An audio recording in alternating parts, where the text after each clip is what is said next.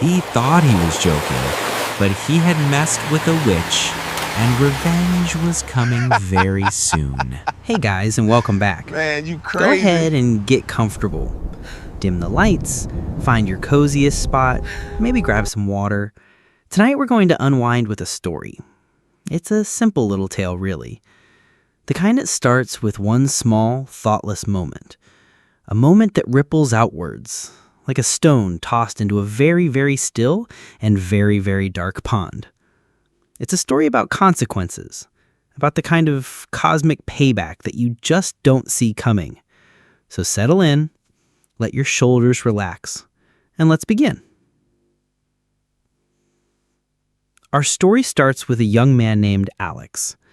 And when I say young man, I mean he had the age of a man, but the soul of a particularly petulant teenager. Alex was the rich and proud son of a billionaire oil boss. He was born with a silver spoon in his mouth, which he'd probably long since melted down to make a slightly more extravagant diamond-encrusted spoon. He lived in a world of effortless comfort, a world where the floor was always polished, the food was always delivered, and problems were things that happened to other people, usually on television. He had the kind of casual arrogance that only comes from never having been told no in a meaningful way. His personality was less a character and more a collection of expensive hobbies and a profound sense of entitlement. On this particular day, Alex was returning from his father's village. Now, a trip to the village for someone like Alex wasn't about connecting with his roots or paying respects to his elders. It was more of an obligation, a box to be checked, an annoying little errand that interrupted his very important schedule of doing absolutely nothing of consequence. He was, of course, driving his shiny Rolls-Royce, a sleek black beast of a car, utterly out of place on the rough, unpaved roads that led away from the countryside. The car was a testament to his family's wealth, a silent, air-conditioned bubble that protected him from the dust and the poverty of the world just outside his tinted windows. He was driving fast, very fast. The kind of fast that's not about getting somewhere quickly, but about asserting dominance over the road itself. The road, for its part, was not in a state to be dominated. It was a rugged, earthy track, pockmarked with potholes that held the recent rain like a series of muddy, shallow graves. For any normal driver, this would be a time for caution, for slowing down and navigating the terrain with care. But Alex wasn't a normal driver, and the Rolls-Royce was built to absorb such minor inconveniences.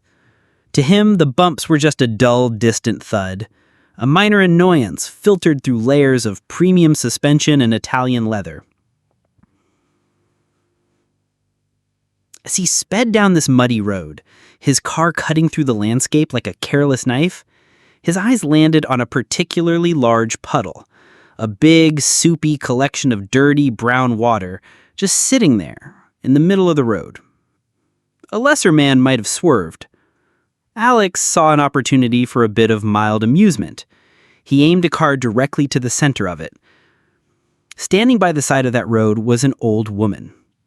She was the absolute antithesis of Alex in his world. She was frail, her back bent slightly with age, her skin a roadmap of a long and difficult life. She wore a simple, faded dress and a traditional head wrap. In one hand, she held a small, worn walking stick, its wood polished smooth from years of use. She was just standing there, a silent observer of the world passing by. Until, in an instant, her world was violently interrupted. The Rolls-Royce hit the puddle with a thunderous splash. A great wave of dirty water erupted from the road, arcing high into the air. It was a beautiful, destructive fountain of mud and grime, and it descended directly upon the old woman. She was completely drenched. Her old, faded dress was now heavy and dark with filthy water clinging to her thin frame. Her clothes were dripping, leaving little brown puddles at her feet. And yet, she didn't move. She didn't cry out in anger or surprise. She just stood there, frozen, a statue of quiet dignity, now covered in the casual filth of a rich boy's boredom. Water dripped from her face, from her chin, from the hem of her dress. The car, having performed its little act of aquatic vandalism, came to a stop a few feet down the road. The window, with a soft, expensive hum, slowly came down. Alex leaned out. He wasn't looking apologetic. He wasn't even neutral. He was laughing.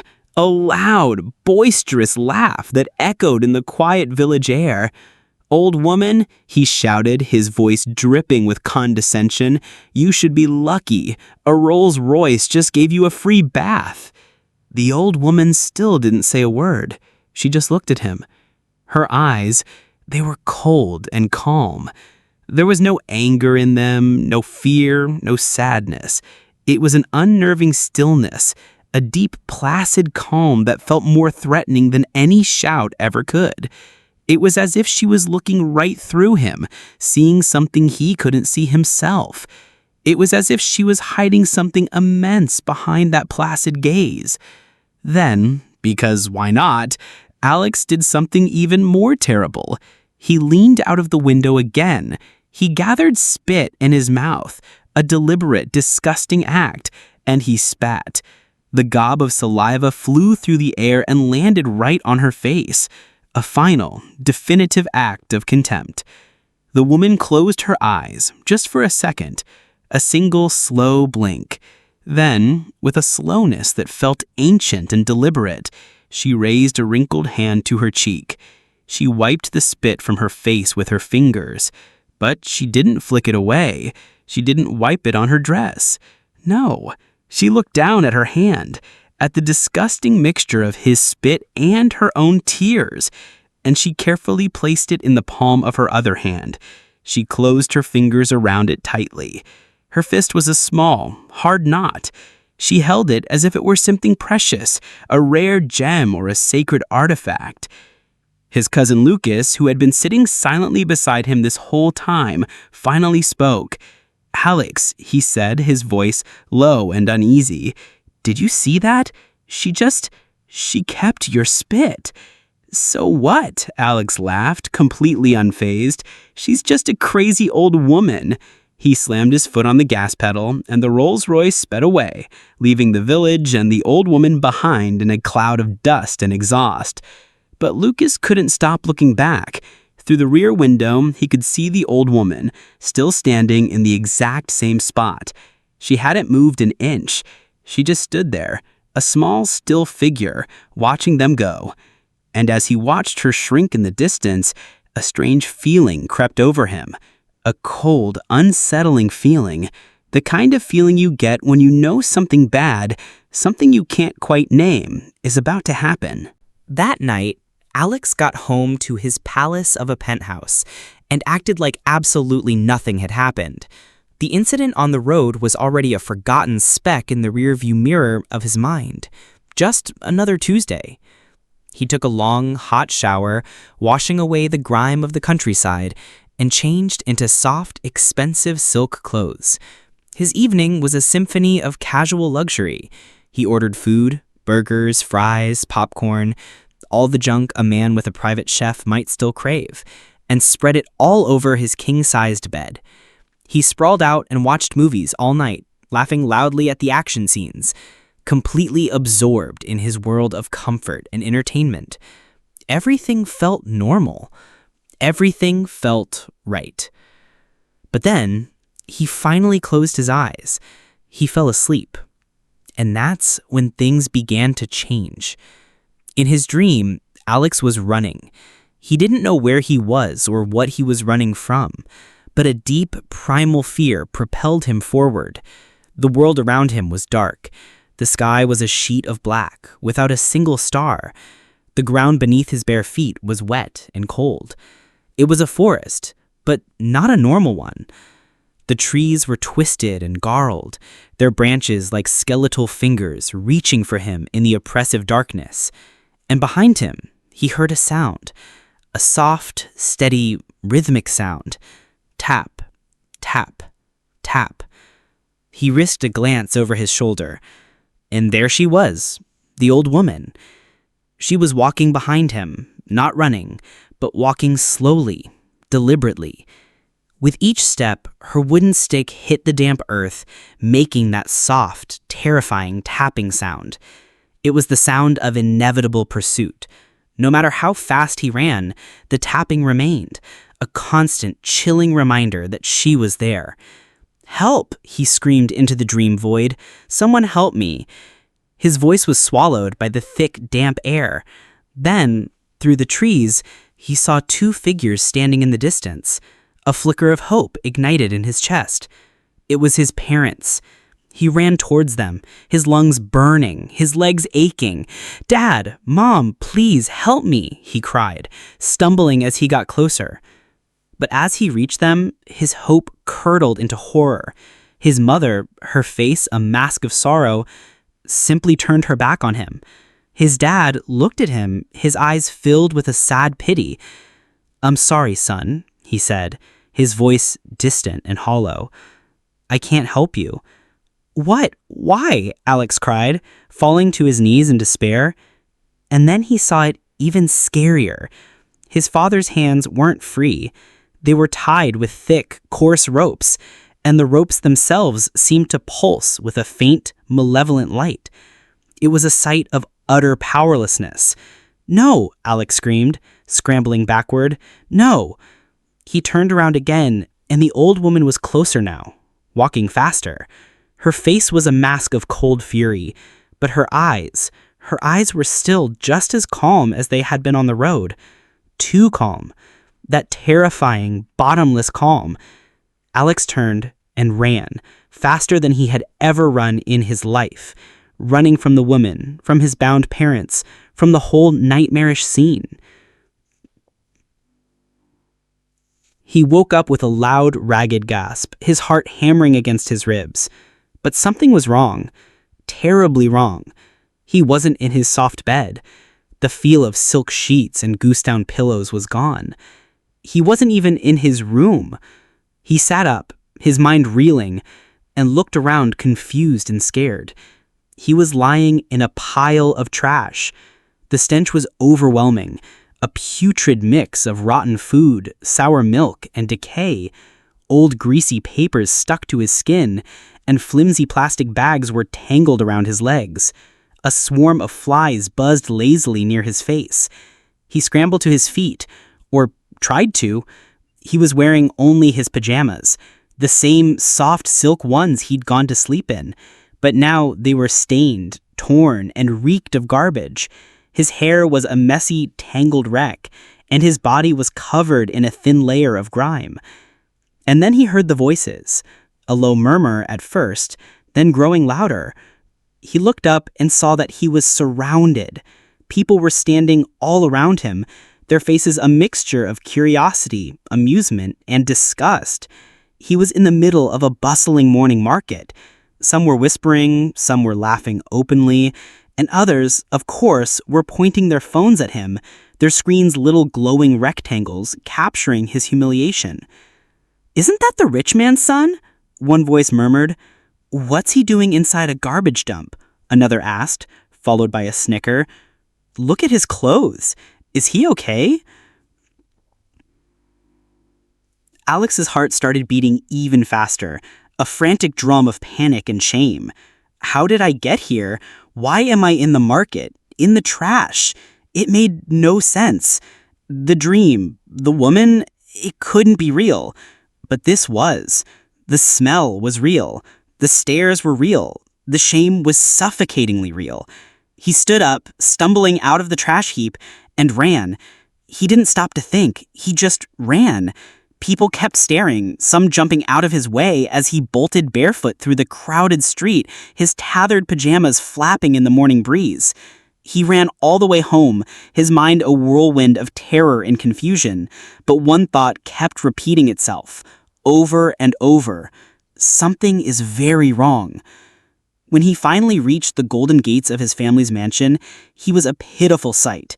His heart was still racing, his hair was wild, his feet were black with dirt, and his pajamas smelled like the garbage he'd woken up in. But he didn't care. He burst through the doors and ran straight into the house. His father, Mr. Johnson, was in the grand living room, surrounded by some of his workers and guards. His mother stood by the ornate staircase, her hand over her mouth, her face pale with worry. "There he is," one of the maids shouted, pointing. His father turned to him sharply, his face a thundercloud of fury. "Alex, where have you been? We've been looking for you for an hour." Alex stopped at the entrance to the room, breathing hard, panting.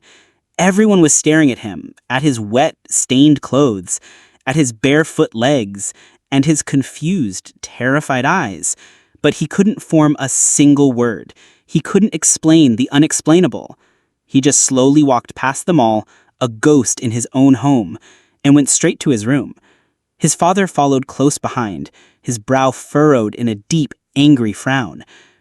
"Alex," his father demanded as he entered the bedroom, "what's going on?" Alex collapsed on the edge of his bed, his hands shaking uncontrollably. He couldn't believe what had happened. He closed his eyes, trying to force the world to make sense again. Then finally, his voice a hoarse voice, he spoke. "Dad, something strange happened." "What do you mean, strange?" Mr. Johnson's voice was impatient, laced with irritation rather than concern. He crossed his arms, looking down at his son as if he were a disappointing business investment. Alex looked up, his eyes wide with a fear his father couldn't comprehend.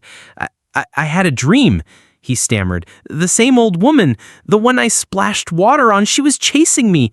In the dream, I ran to you and Mom, but your hands were tied. You couldn't help me. Then I woke up, and I was in a trash dump. In the middle of the market, Dad. They were watching me, laughing, like I was crazy." Mr. Johnson raised a skeptical eyebrow. "What nonsense are you saying? Alex, pull yourself together." "I'm not lying, Dad!" Alex's voice cracked. "I don't know how I got there. One second I was in my bed, and the next I was in the garbage. It was like something took me there." His father stared at him for a long, hard moment, his expression unreadable. Then he sighed, a sound of pure exasperation. "Alex, I don't have time for this. Maybe you were sleepwalking. Maybe you're just tired from your trip. But today, I need you to be serious. You're going to represent me at an important business meeting." "But Dad—" "No excuses," he cut him off sharply. "Get dressed. Be there in 30 minutes. Alex wanted to argue, to scream that this was more than just being tired, that something was fundamentally broken. But he could see the hard, dismissive look in his father's eyes. Nobody was going to believe him. Not the maids, who were probably still whispering in the hallway. Not the guards who looked at him with a mixture of pity and contempt. Not even his own mother, who just looked worried and confused. He was alone in this. With a heavy, sinking heart, Alex went to get ready. 30 minutes later, he arrived at the meeting hall. It was a towering glass building, a cathedral of commerce, filled with powerful men and women in impeccably tailored suits. It was Alex's natural habitat, a world he was born to command. But today, it felt alien. The air, usually crisp with the smell of coffee and expensive perfume, felt heavy and suffocating. He walked into the boardroom and sat at the long, polished table. Everyone was talking about big things: money, oil contracts, international deals, the familiar language of his world. Then it was his turn to speak. Alex stood up, a wave of dizziness washing over him. He felt weak, his heart still heavy from the strange, humiliating morning. He cleared his throat and began, his voice sounding distant to his own ears. "Thank you for having me here today. I'm here to represent my father in this project." But something felt wrong. The low hum of conversation in the room had stopped. People were staring at him, not politely, not with professional interest, but with open disgust. He saw a man lean away from him. A woman subtly covered her nose with a handkerchief. Another man shook his head slowly, his eyes wide. His hands began to shake. He faltered, his words dying in his throat. He looked down, and then he froze. His expensive, tailored trousers were soaked. A large, dark, wet patch was spreading across his lap, dripping onto the pristine leather of the chair. Right there, In front of all those important people, he had wet himself. A hot flush of shame rushed to his face, so intense it felt like a physical blow. His eyes widened. His mouth dropped open. No, this can't be happening. He tried to speak, to apologize, to explain, but no words came out. He couldn't move. The room seemed to shrink around him, the air growing tighter, the faces of the executives warping into grotesque masks of shock and revulsion. He heard the distinct click of a phone camera, then another. And then he ran. He bolted from the room, knocking his chair over. He rushed out of the building, tears of hot shame burning his eyes. His expensive shoes slapped loudly on the marble floor of the lobby as he ran past the guards, past the receptionists, and out into the street. He didn't stop. He ran all the way home, his heart pounding in his chest, a frantic rhythm of humiliation and terror. By the time he got back to the mansion, it was too late. It was already all over the internet. The photo of him at the boardroom table, the videos of his panicked escape. People were laughing. News channels were replaying the clip on a loop. His family's name, once a symbol of power and prestige, was now the punchline of a global joke. He found his father in the living room watching the news.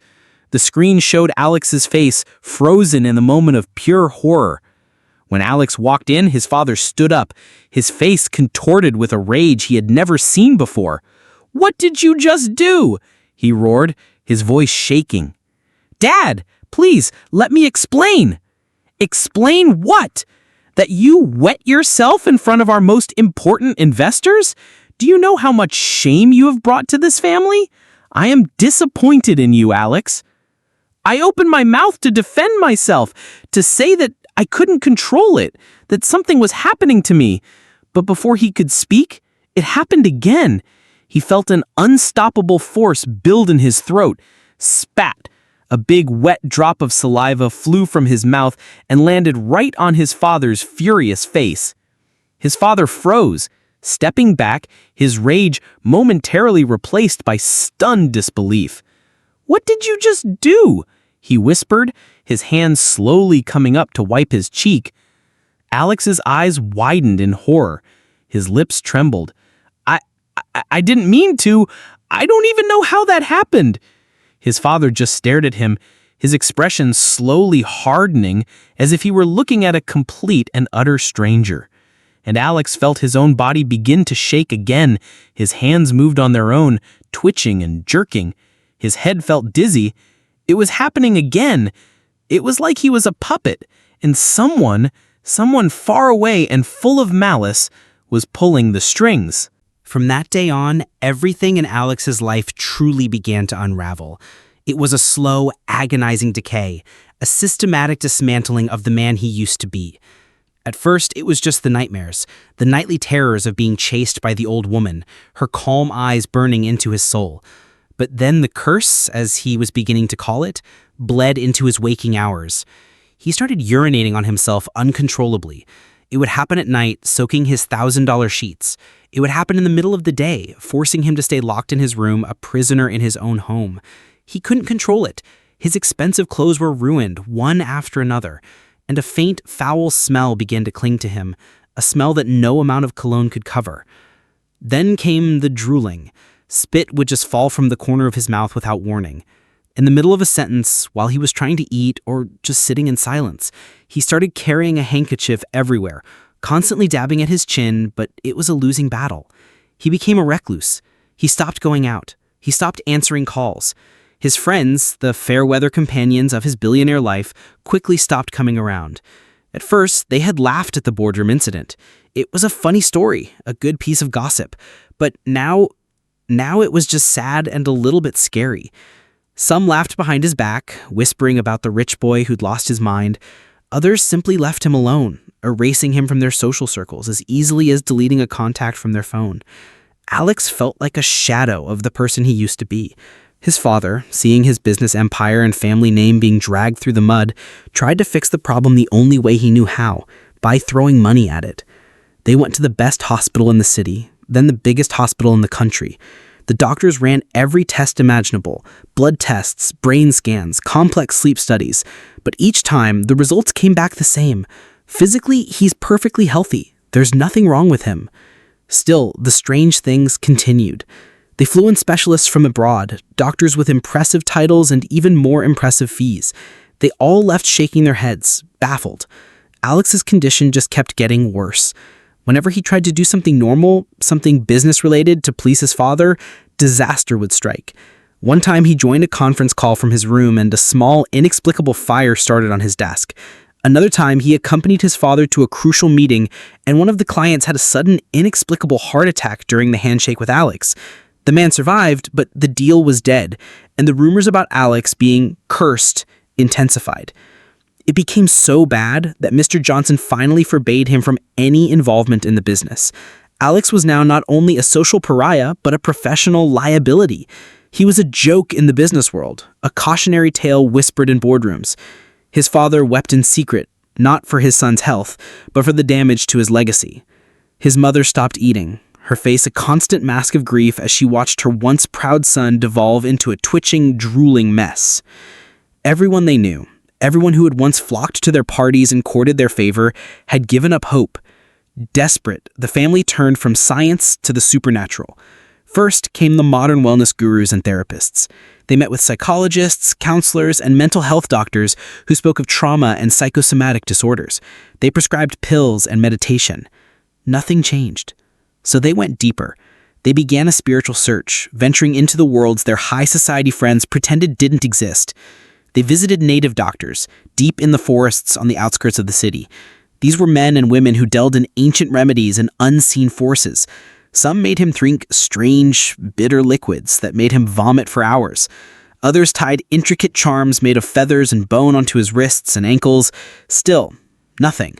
The nightmares continued, the bodily functions remained beyond his control. Then they tried pastors. They went to big mega-churches with roaring choirs and thunderous sermons. They went to small, quiet churches in humble neighborhoods.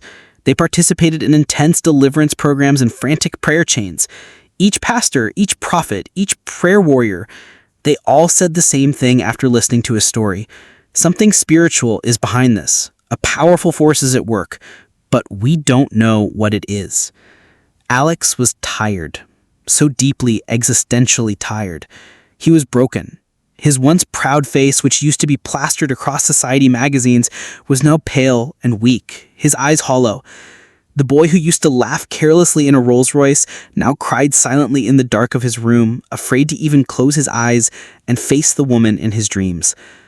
Then one quiet afternoon, after another failed spiritual consultation, his father was sitting in his study, head in his hands. He looked up at Alex, his eyes filled with a final, desperate glimmer of an idea. "That pastor," he said, his voice raspy. "The first one we saw, in that small church on the edge of the city." Alex looked at him, confused. "He asked you a question," his father continued. "He asked you what you did to an old woman." A cold dread, familiar and sharp, washed over Alex. The memory he had tried so hard to suppress, to dismiss as a coincidence, came flooding back. The Rolls-Royce, the muddy water, the spit, and the woman's calm, cold eyes. The idea, once spoken aloud, took root in the barren soil of their desperation. It was a long shot, a wild, irrational grasp at a solution when all rational solutions had failed. But they had nothing left to lose.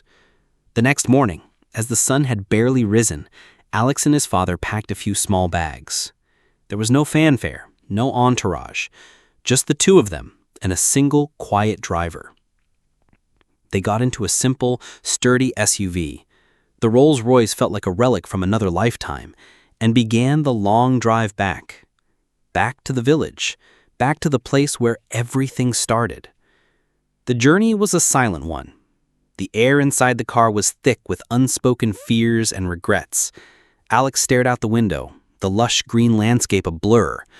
He wasn't the same man who had driven this road months ago. That man was gone, replaced by this hollowed-out shell, this twitching, haunted creature. He felt a tremor in his hand and quickly hid it in his lap. He could feel a drop of saliva forming at the corner of his mouth, and he wiped it away before his father could see. They drove for hours on those same narrow, dusty roads. The trees, once just a green backdrop for his speeding car, now seemed to loom over them, their branches like ancient, knowing witnesses. They passed through small settlements, and at every stop they asked the same question. They showed a hastily drawn sketch of the woman. "Do you know an old woman who lives alone? She walks with a stick. She has no teeth." Most people just shook their heads, their faces blank. Some looked away nervously, as if the very mention of such a woman was bad luck.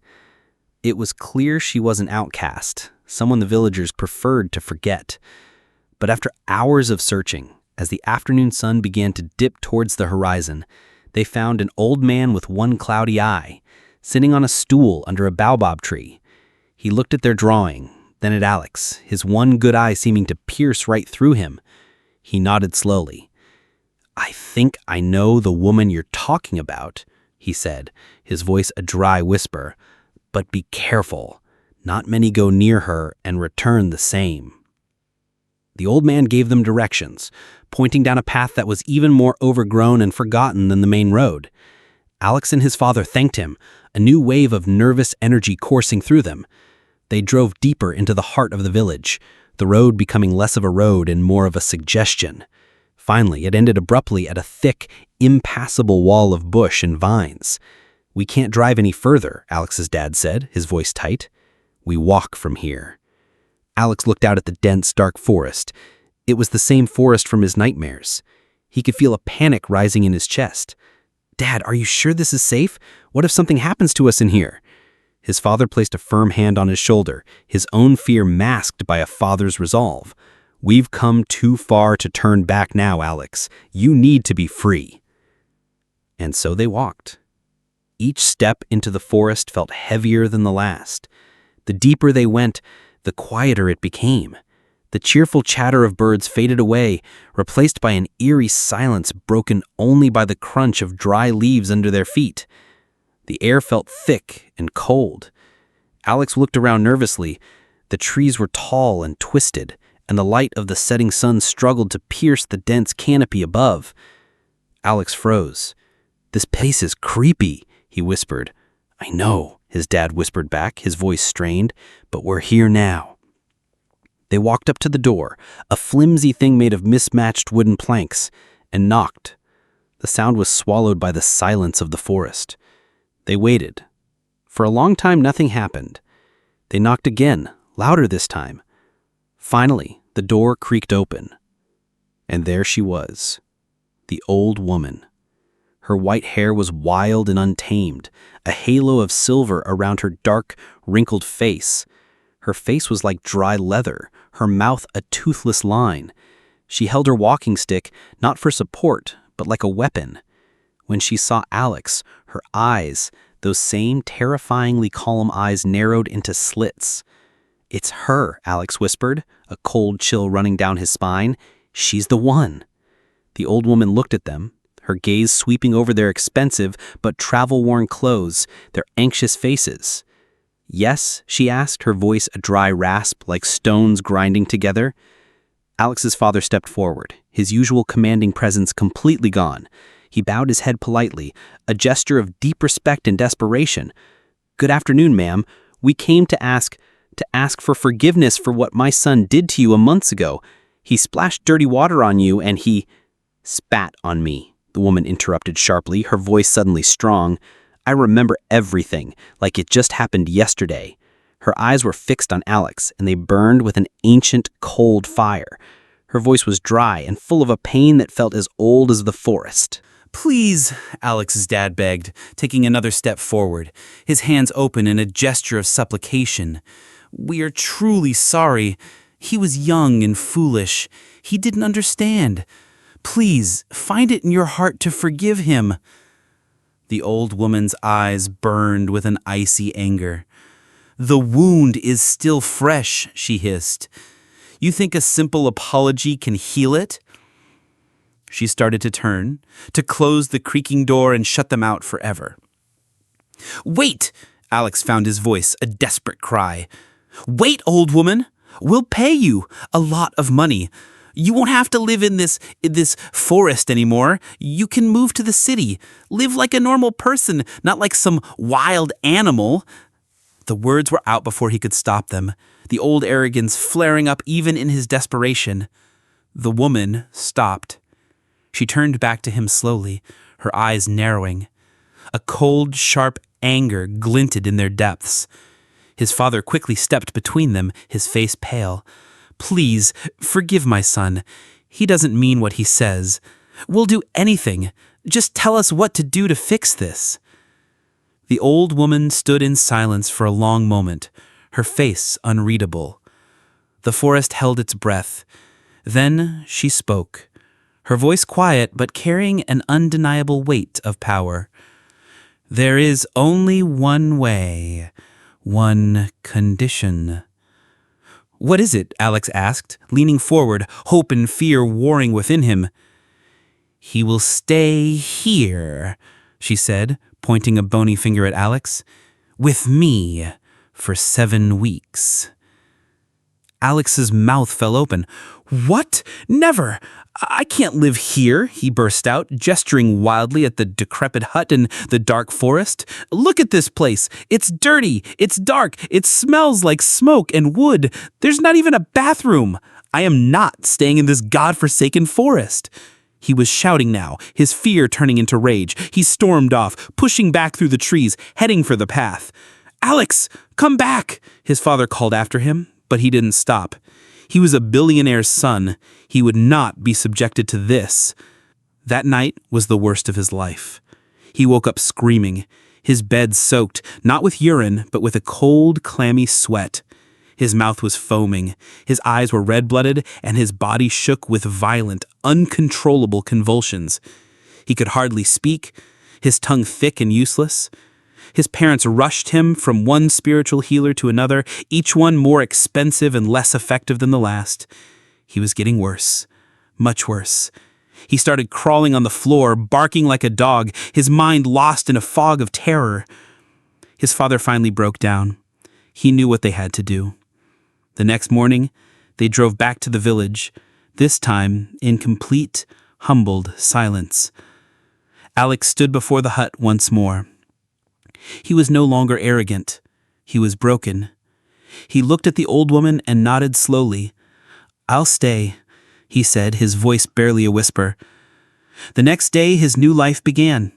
The old woman gave him his own hut, a tiny, broken-down shack behind her main house. It had no bed, just an old mat on the dirt floor.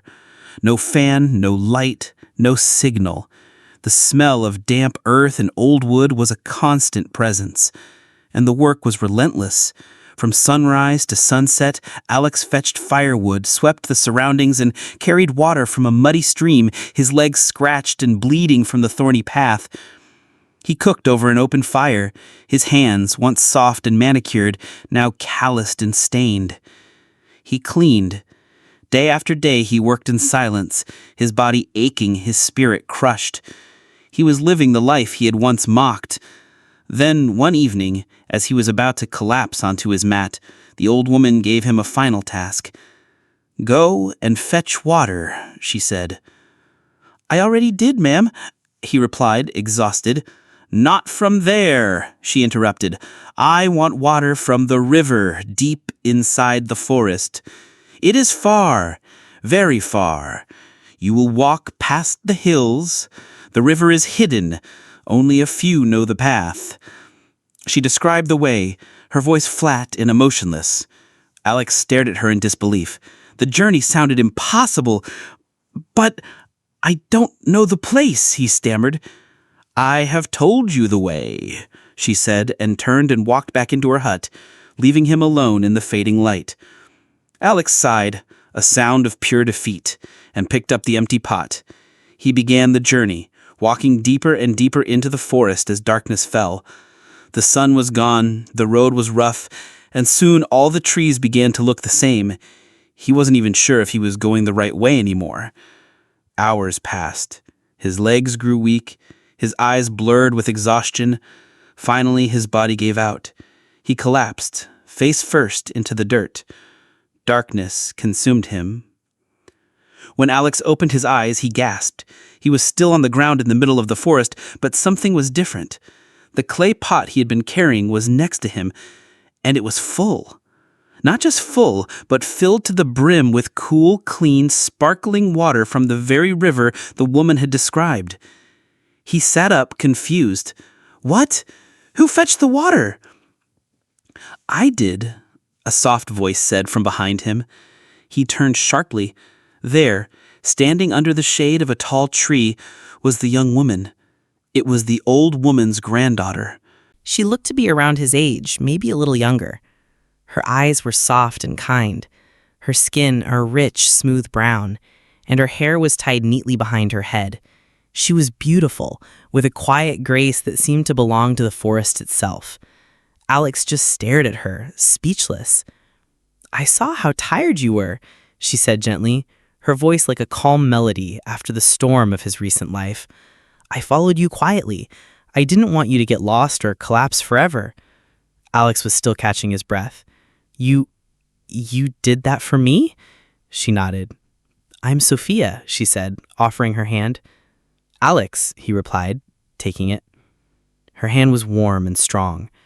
From that day on, Sophia became his secret light in the darkness.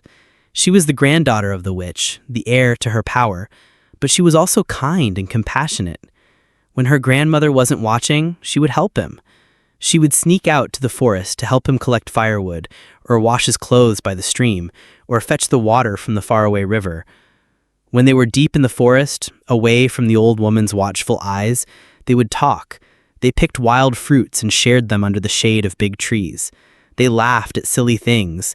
They argued about little things, like who could climb a tree faster or who had the best singing voice. A bond grew between them, a fragile but beautiful thing in the midst of his punishment. Sometimes, at night when the old woman was asleep, Sophia would sneak out of her hut and tiptoe into Alex's. They would sit on the old mat in the dim candlelight, whispering stories and sharing jokes.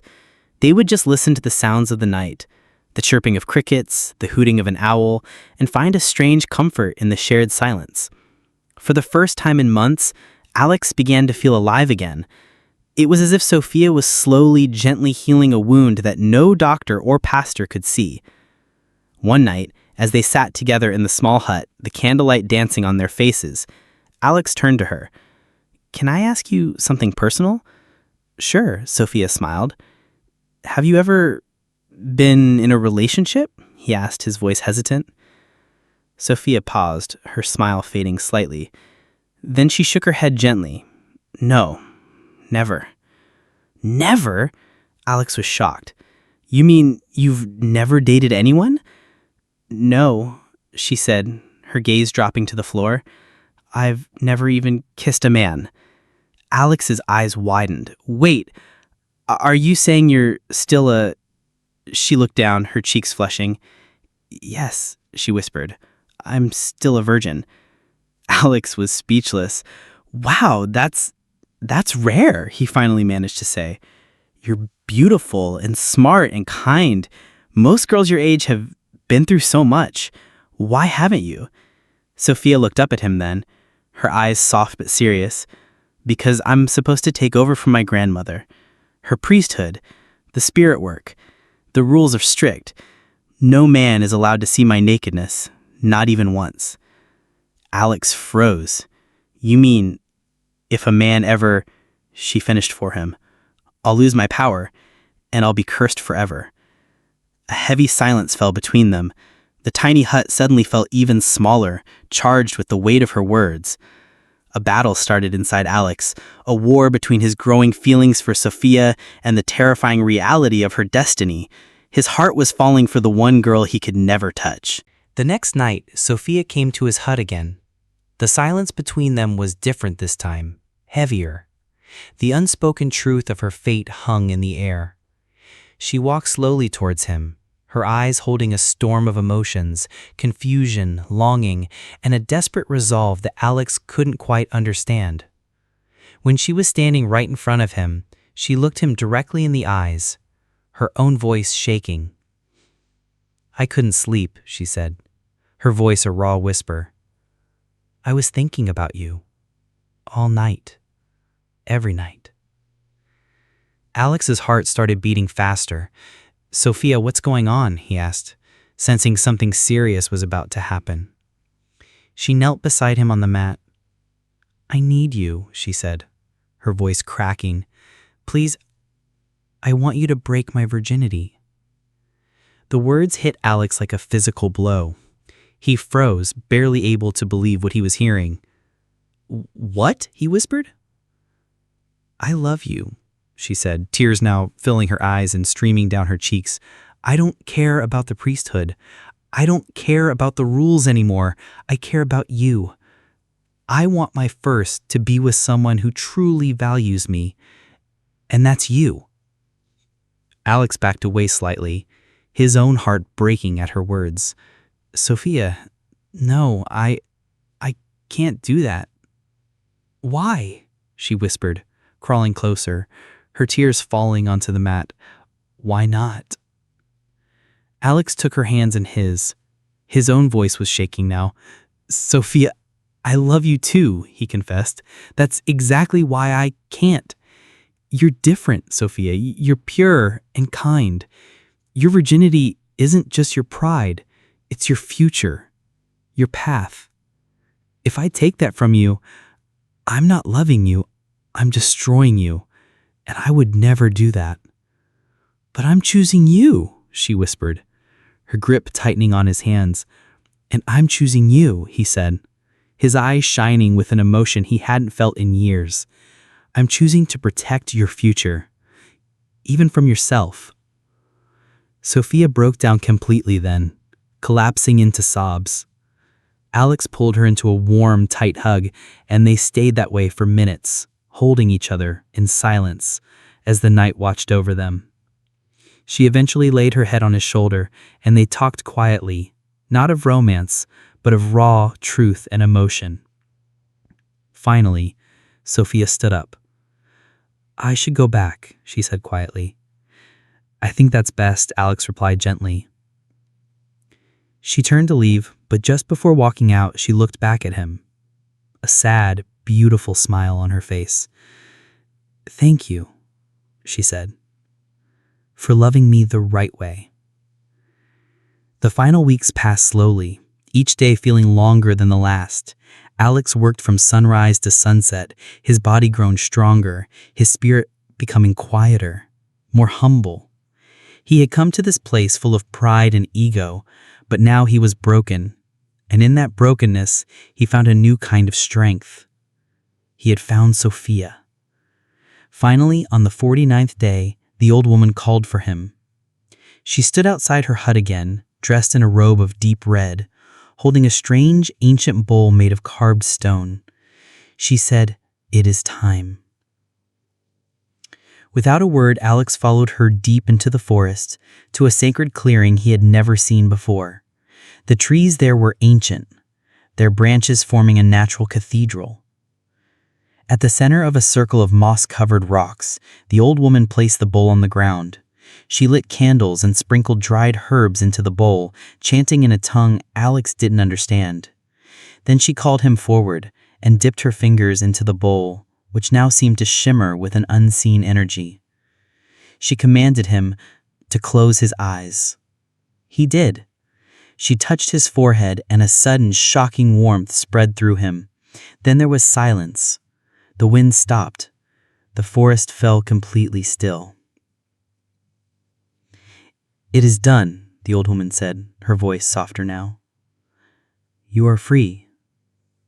But just as relief began to wash over Alex, a cry came from the edge of the clearing. It was Sophia. She suddenly clutched her stomach and fell to her knees. "Sophia!" Alex and her grandmother rushed to her side. Sophia's face was pale, her lips trembling. Then she vomited, again and again. The old woman stared at her in shock. She asked if she was all right, but she couldn't believe what she was seeing. Sophia wiped her mouth, trying to smile through the pain. "I'm fine, Grandma." But her eyes were filled with guilt that told a different story. The old woman's eyes narrowed with suspicion. She reached into her bag and pulled out a small bundle of special leaves. She performed a quick, ancient test, passing the leaves over Sophia's stomach. When the leaves turned a deep, vibrant blue, the old woman's hand froze in midair. Her face went white with shock and horror. She stood up slowly and turned to her granddaughter. "You're pregnant," she whispered. Sophia's breath caught in her throat. She looked down, then up at Alex, her eyes pleading. The truth was too heavy to deny. The old woman staggered back, her face a mask of fury and betrayal. "Who?" she screamed, her voice trembling with rage. "Who is responsible?" Sophia said nothing, only cried harder. "Who?" the old woman screamed again. Finally, Sophia lifted a shaking arm and pointed a trembling finger at Alex. The old woman gasped, her lips quivering. "You!" she shrieked. "You have destroyed her life." Tears of rage burned in her eyes. She stormed back towards her hut, shaking with fury. Moments later, she returned, holding a strange, pulsating charm wrapped in red cloth. Alex's eyes widened in fear. He knew what was coming. She raised it high, her lips forming the words of a terrible spell. But just before she could cast it, Sophia threw herself in front of Alex.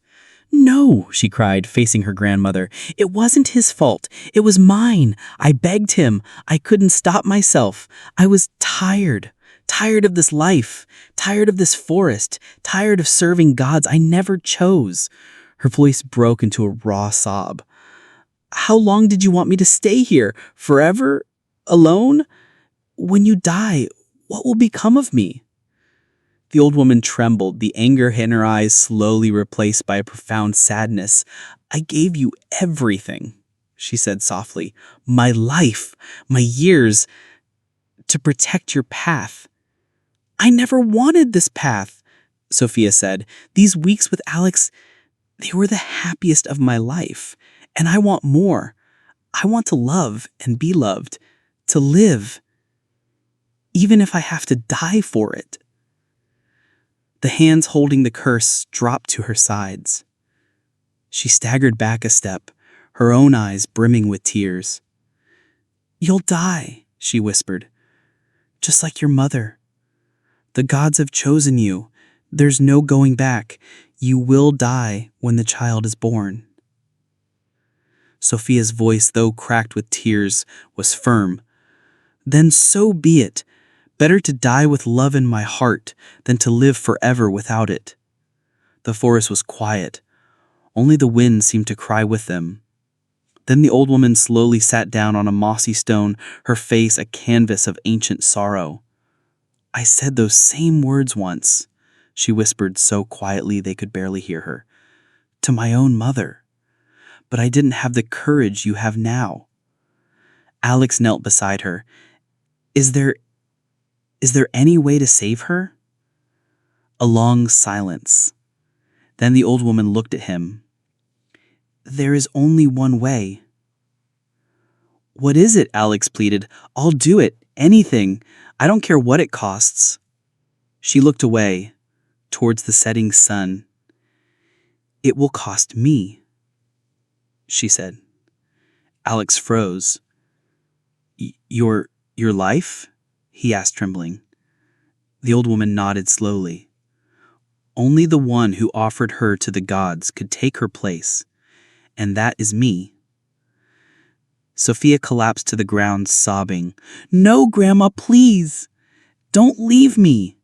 But the old woman smiled for the first time, a true, peaceful smile that smoothed the wrinkles on her face. "Maybe this is how I get to choose my own ending, too. Maybe it's not a curse. Maybe it's a gift."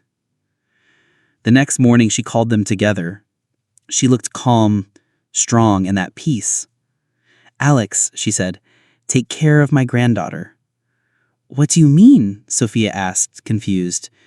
"You both can go now," the old woman said. "Live a normal life."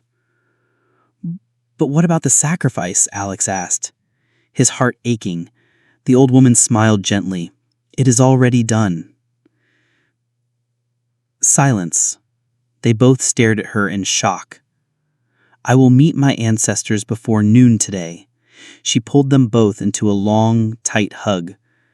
My child, she said to Sophia, I love you more than life itself, and that's why I give you mine. She kissed both of their foreheads. Run now, she urged, before sun. They ran. But it wasn't the frantic, panicked run of before. This was a different kind of flight. It was heavy, somber, a retreat from a place that had become both a prison and a sanctuary. The forest was still quiet, but the silence had changed. It was no longer menacing. It felt respectful. As they moved further away from the hut, they could hear the sounds of the forest slowly returning. A bird chirped hesitantly, then another. The rustle of leaves in the canopy above seemed less like a whisper and more like a gentle sigh. Alex held Sophia's hand, his grip firm and protective. He could feel her trembling, and he knew it wasn't from the cold. Tears streamed silently down her face, but she made no sound. She was grieving for the grandmother who had raised her, the woman who had just traded her own life for Sophia's future. It was a heavy freedom, bought and paid for with a life that wasn't theirs to give. Alex felt the weight of it in his own chest. The arrogance that had once been the very core of his being was gone, scoured away by weeks of hard labor, fear, and now a profound and humbling gratitude. He looked at Sophia, at her tear-streaked face and the quiet strength in her eyes, and he knew that his old life was over. The boy who spat on an old woman for sport was dead and buried back in that forest, somewhere between the cursed garbage dump of his mind and the sacred clearing where a life had been given for another. He was someone new now, someone who understood the true cost of things. They finally reached the SUV, parked where they had left it at the edge of the bush. The driver, a man who had worked for Alex's father for years and had seen every kind of rich people nonsense, simply opened the door for them without a word. His face was a mask of professional stoicism, but his eyes held a flicker of something. Maybe curiosity, maybe even pity. He had driven a broken, cursed boy into the forest, and now a quiet, somber man was getting back in. The drive back to the city was even quieter than the journey out. The setting sun painted the sky in shades of orange and purple, but neither Alex nor Sophia seemed to notice. They just sat in the back, holding hands, lost in their own thoughts. Alex thought about the future. What would he do? He couldn't go back to his old life of parties and pointless luxury. It felt hollow now, a cheap imitation of living. He thought about Sophia and the child she was carrying. His child, a child born of a curse and a sacrifice. He had a responsibility now, a real one, and it was terrifying and exhilarating. Sophia, for her part, was thinking of her grandmother. She remembered her rough hands, her strange chants, her fierce, protective love. She had been a priestess, a woman of power, but in the end, she had just been a grandmother who loved her granddaughter more than life itself. She knew she had to honor that sacrifice. She had to live. She had to be happy. For both of them. As they approached the city, the familiar skyline rose up to meet them. The towering glass buildings, the endless streams of headlights, the constant humming energy of millions of lives. To the old Alex, this had been the center of the universe. It was his playground, his kingdom. But to the new Alex, it looked different. It looked loud. It looked frantic. It looked fragile. He had seen something older, something deeper in the heart of that forest. He had touched a world of spirits and curses, of ancient power and ultimate sacrifice, and next to that glittering towers of the city seemed small and insignificant. They finally arrived at the mansion late at night. The place was lit up like a beacon, a monument to a life Alex no longer wanted. They walked into the grand foyer, their simple, dusty clothes, a stark contrast to the polished marble and gilded mirrors. His father was waiting for them in the living room, pacing back and forth. When he saw Alex, a look of immense relief washed over his face. He rushed forward, but then stopped, taking in his son's appearance. Alex was calm. He was steady. The twitching was gone. The wild, haunted look in his eyes had been replaced by a quiet sorrow. He wasn't drooling. He wasn't shaking. He was whole.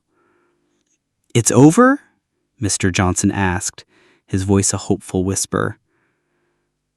Alex nodded. "It's over." His father let out a long, shuddering breath. He looked at Sophia, who stood silently by Alex's side, her eyes red from crying, but her posture resolute. "Whatever it cost," Mr. Johnson said, already reaching for his checkbook. "I'll pay it. Name the price." Alex looked at his father, and for the first time he felt not anger or resentment, but a kind of gentle pity. His father still thought everything had a price tag. "It cost a life, Dad," Alex said quietly, "a life you can't buy." Then he explained what had happened. He told his father about the grandmother's sacrifice, about Sophia's choice, and about the new life that now grew within her. Mr. Johnson was stunned into silence. He, a man who controlled oil fields and manipulated global markets, was completely out of his depth. He didn't understand the currency of souls, the economics of sacrifice. "We're leaving, Dad," Alex said firmly, but not unkindly. "Leaving? Leaving where? The company, your inheritance." "I don't want it," Alex said simply. "That life, it's what caused all of this. I can't go back. We're going to start over. Somewhere quiet. Somewhere we can build a life. A real life." He looked at Sophia, and she gave him a small, watery smile. She was his future now. His true inheritance. He had walked into that forest a cursed boy, a joke, a failure. He had walked out a man. A man with a heavy heart, but a free soul. He took her hand. It felt warm and real, the only thing of value he truly owned. And together, they walked out the grand door of the mansion, leaving behind the world of wealth and power. Not looking back, they were heading back to the edge of the forest to build a new life on the land that had been paid for with love and sacrifice. All right, guys, let's settle back into the story. Take a deep, slow breath. The climax is over. The storm has passed. Now we're in the quiet aftermath, the long, slow morning after a life-altering night. This is where the real work begins. Not the dramatic life or death kind, but the quiet, day-by-day work of building something new from the ruins of the old. So let your mind drift, and let's see where their new path takes them. They didn't go far. The city, with its noise and its judgment and its memories of his humiliation, held no appeal for Alex. And for Sophia, the forest was her home, the only world she had ever known. So they found a small, quiet piece of land on the very edge of the village, close enough for community, but far enough for peace. It was a place where the dense, ancient forest gave way to open fields, a place that felt like a bridge between the two worlds that had collided to create their strange new reality. They had a little money. Alex's father, in a final, awkward gesture of paternal duty, had given them a sum that was, for him, pocket change, but for them was a lifeline. It wasn't enough to buy a mansion, or a Rolls-Royce, or even a fancy cup of coffee, which was, of course, the whole point. It was enough for some basic tools, enough for sacks of grain and seeds, enough to begin. And so, they began to build. Alex, who had once considered pressing an elevator button a form of manual labor, now found himself staring at a pile of wood and a set of instructions that might as well have been written in an ancient, forgotten language. He had lived his entire life in structures that seemed to appear fully formed and perfect out of thin air. He had never once considered the sheer, brute effort of raising a wall or setting a foundation. His first few attempts were, to put it mildly, a disaster. He held the hammer like a foreign object, swinging with more enthusiasm than accuracy. He hit his thumb more times than he hit a nail. He tried to cut a straight line and ended up with a piece of wood that looked like a jagged lightning bolt. It was deeply, profoundly humbling. The first day, as the sun set, all he had to show for his efforts was a collection of bent nails, a bruised thumb, and a small, lopsided wooden frame that looked like it would fall over if a stiff breeze so much as looked at it. He sat on the ground, covered in sweat and sawdust, and felt a wave of despair. He was useless here. He was just as out of place in this world of practical skills as the old woman had been in his world of casual cruelty. But then Sophia came and sat beside him. She didn't laugh. She didn't mock him. She simply took a piece of wood and a saw, and with a few smooth, practiced motions, she cut a perfect straight line. She showed him how to hold the hammer, how to let its own weight do the work. She was patient. She was kind. In this new world, she was the expert, the one with the knowledge. She knew which wood was best for building, which clay was best for the walls, which herbs to crush and mix with the mud to keep the insects away. She was the architect of their new life, and he was just her clumsy, willing apprentice. Day by day, they worked, and slowly, painfully, something began to take shape.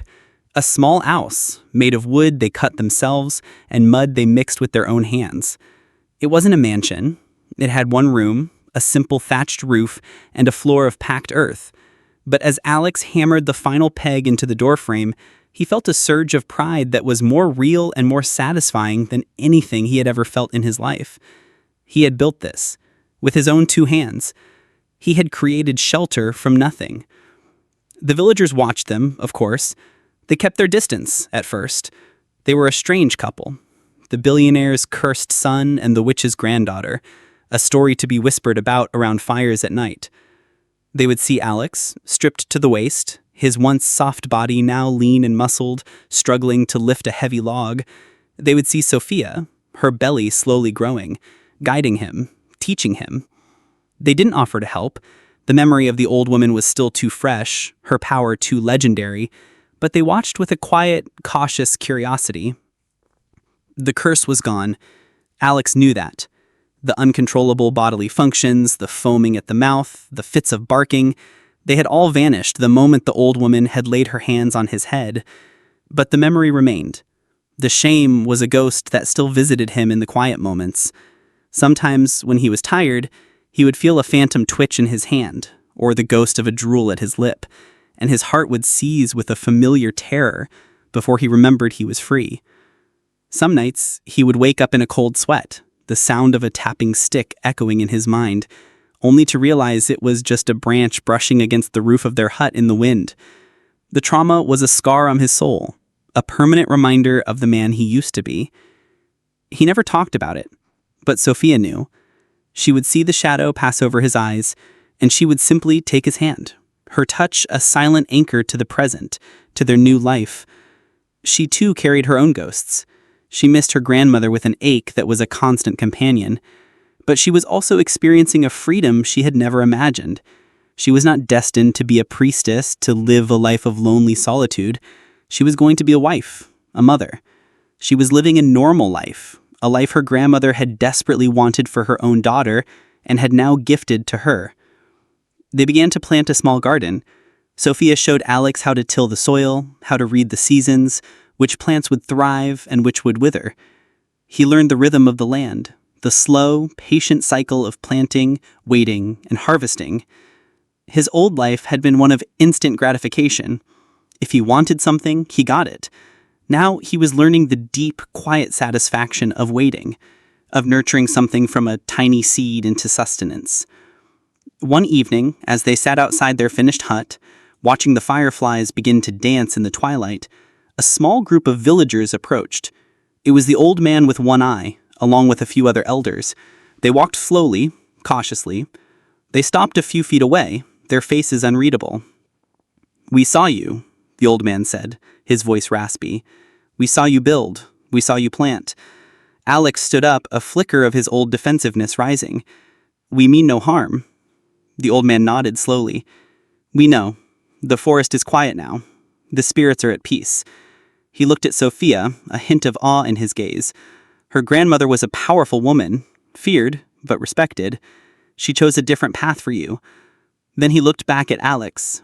"You are different now." It wasn't a question. It was a statement, an observation. "Yes," Alex said simply. "I am." The old man nodded again. Then one of the other elders stepped forward and placed a small basket on the ground. It was filled with yams and fresh eggs. "A gift," he said. "Welcome to the village." And with that, they turned and walked away, melting back into the dusk. Alex and Sophia stood there in silence for a long moment. It was a small gesture, but it was everything. It was acceptance. It was a beginning. Alex looked at the small, humble hut that they had built, at the garden that was just beginning to sprout, and at the beautiful woman by his side, carrying their child. His old life was a distant memory, a story about someone else. This was real. This was his, and it was more than he had ever deserved. The basket of yams and eggs sat by their doorway the next morning, a silent testament to a bridge being cautiously built. It was a simple offering, but in the quiet language of the village, it spoke volumes. It was not friendship, not yet, but it was a beginning, a recognition that they were no longer just a story, but neighbors. And so the days fell into a rhythm, a slow, quiet beat that was entirely new to Alex. Sunrise, work. Sunset, rest. It was a life stripped of all its former complexities, a life measured not by stock prices and social engagements, but by the position of the sun in the sky and the ache in his muscles. Sophia was his teacher in all things. She showed him how to read the clouds to predict rain, how to listen to the birds to know when a snake was near. He learned that dirt had different personalities. Some was rich and dark and welcoming to seeds. Some was rocky and stubborn and had to be coaxed. He, a man who once sent back a 5-star meal because the foam on his cappuccino was asymmetrical, was now learning to be grateful for a slightly misshapen yam pulled from the earth with his own hands. His old life haunted him in small, almost comical ways. He'd find himself reaching for a light switch in the dark hut, his fingers meeting only the rough texture of the mud wall. In the middle of a hot afternoon, he'd feel a phantom craving for an ice-cold imported soda and would have to settle for cool water from the stream, which he now realized was infinitely more refreshing. He was shedding the skin of his former self, layer by painful layer. The phantom twitches and the fear of the curse still ambushed him sometimes, especially when he was exhausted, but they were becoming fainter, like the echoes of a distant storm. The villagers continued to watch. The children were the bravest. At first, they would peek from behind trees, their wide eyes full of curiosity. Alex, remembering his own cruel laughter, was initially terrified of them. He expected them to mock him, to point and whisper about the crazy rich man. But they didn't. They were just children, curious about the strange new man who worked so hard and looked so sad. One day, a small boy, no older than 5, chased a brightly colored lizard right up to the edge of their garden. The lizard darted under a leaf, and the boy, in his pursuit, tripped and fell, scraping his knee. He let out a surprised wail. Before Alex could even react, Sophia was there. She knelt down, her voice soft and soothing, and gently cleaned the scrape with a cloth dipped in water. Then she crushed a specific type of leaf between her fingers, a trick her grandmother had taught her, and applied the green paste to the cut. The boy's crying instantly subsided, his eyes wide with wonder. He looked from Sophia to Alex, then back to his knee, and then he simply got up and ran back to his friends, excitedly showing him his magic bandage. It was another small thing, another quiet turning point. The next day, 2 more children appeared at the edge of the garden, this time offering a single perfect mango. They didn't say a word, just placed it on the ground and scurried away. As the weeks turned into months, Sophia's belly grew. The soft curve of her stomach was a constant, beautiful reminder of her grandmother's sacrifice and their own fragile hope for the future. Alex would watch her as she worked, her movements still graceful, and a feeling of overwhelming love and protectiveness would wash over him.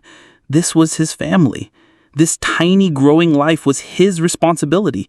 It was a weight far heavier than any business deal, but it was a weight he was learning to carry with a strange and wonderful joy. He learned to recognize the signs of her pregnancy. He learned which smells made her nauseous and made sure to cook those foods far from the hut. He learned to rub the small of her back when it ached. He would talk to the baby through her belly, telling it stories about the city, not the glamorous parts, but the simple things, like the sound of traffic or the taste of ice cream. He was trying to build a bridge for his child, a bridge between the world it would be born into and the world its father had left behind. His own parents were a distant echo. His father called once a week, his voice strained and formal over a crackling satellite phone he'd sent them. The conversations were always the same. "Are you well?" "Yes, Dad." Is there anything you need?" "No, Dad, we're fine." They were speaking different languages now. Mr. Johnson spoke the language of money and solutions, of fixing problems with a wire transfer.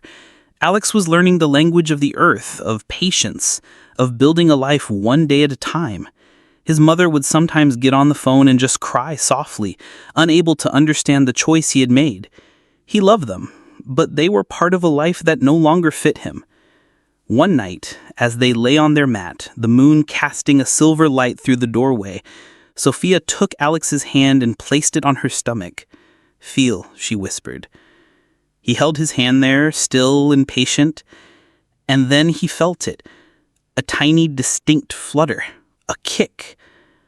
The first sign of their child, a life that was real and tangible beneath his palm. He looked at Sophia in the moonlight, her eyes shining, and he felt a wave of emotion so powerful it almost brought him to his knees. He didn't say anything. He didn't need to.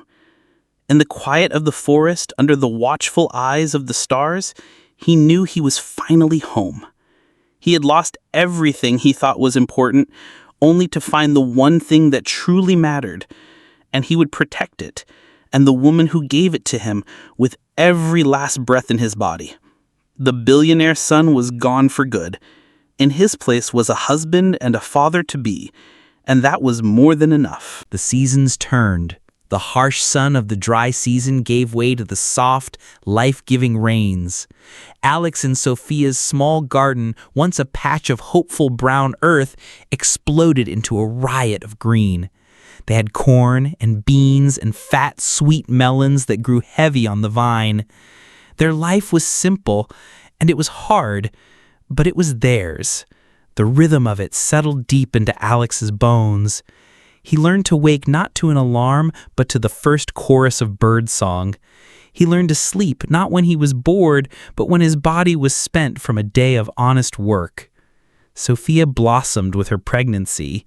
She grew more beautiful with each passing month, her face radiant, her movements filled with a deep maternal grace.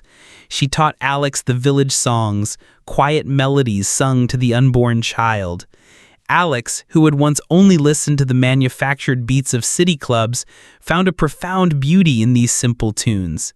He would sing along, his voice clumsy and off-key, but Sophia would just smile and lean her head on his shoulder. The villagers' caution had slowly, almost imperceptibly, melted into a quiet acceptance. They had seen Alex work. They had seen him sweat and struggle and fail, and then get up and try again. They had seen the genuine love between him and Sophia. He was no longer the arrogant boy in the fancy car. He was Alex, the man who was learning to be one of them. The women of the village would now stop by to offer Sophia advice, to bring her small gifts of fruit or freshly baked bread. The men would sometimes offer Alex a nod of respect as he carried water from the stream. He was still an outsider, but he was no longer an object of fear or ridicule. He was simply there, a part of the fabric of their lives. The day came, as all days do, without any special announcement. The sky was a hazy blue and a gentle heat settled over the land. Sophia was washing some clothes by the hut when she stopped, a hand going to her belly, her breath catching in her throat. A quiet gasp. Alex was nearby, mending a fence, and he saw the look on her face. A wave of pure, undiluted panic washed over him. He dropped his tools and ran to her side. Is it time?" he asked, his voice a full octave higher than usual.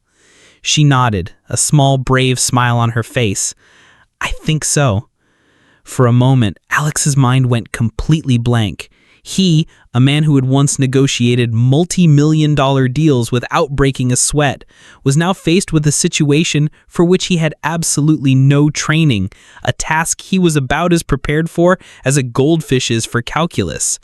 His first instinct, the ghost of his old self, was to call for a helicopter, for a private hospital, for a team of a dozen specialists.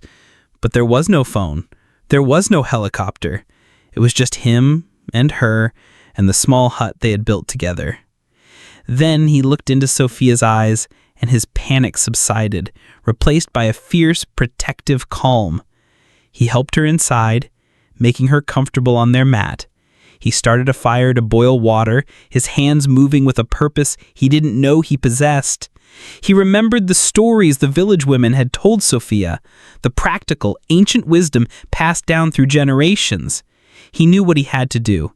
He sent a signal, a specific arrangement of stones by the path that the villagers had taught him, a signal for help. Within the hour, they came. The wife of the one-eyed elder, a woman with a face as kind as it was wrinkled, arrived first, followed by 2 other women. They entered the hut with a quiet, efficient calm, their presence immediately filling the small space with a sense of safety and competence. They gently ushered Alex outside. This was women's business. He was to wait. And so he waited. He paced back and forth outside the hut, the sun beating down on him. He could hear sounds from inside, Sophia's low groans, the soft, encouraging murmurs of the women. It was the longest, most agonizing wait of his life. He felt completely helpless, a bystander in the most important moment of his existence. He thought of his own birth, which he'd been told had taken place in a sterile white hospital room, a planned, scheduled, and exorbitantly expensive event. This felt raw. It felt real. It was terrifying. The hours crawled by. The sun reached its peak and began its slow descent. The shadows of the trees grew long. And then, just as twilight began to settle over the forest, he heard it. A new sound from the hut. Not a sound of pain, but a sharp, clear, and powerful cry. The cry of a new life. His heart stopped. The world seemed to stop. A moment later, the elder woman emerged from the hut, a tired but triumphant smile on her face. "You have a daughter," she said simply. Alex stumbled inside. The small hut was warm and dim, lit by a single lantern. Sophia was lying on the mat, looking exhausted but utterly radiant. And cradled in her arms, wrapped in a clean, soft cloth, was the most beautiful thing Alex had ever seen.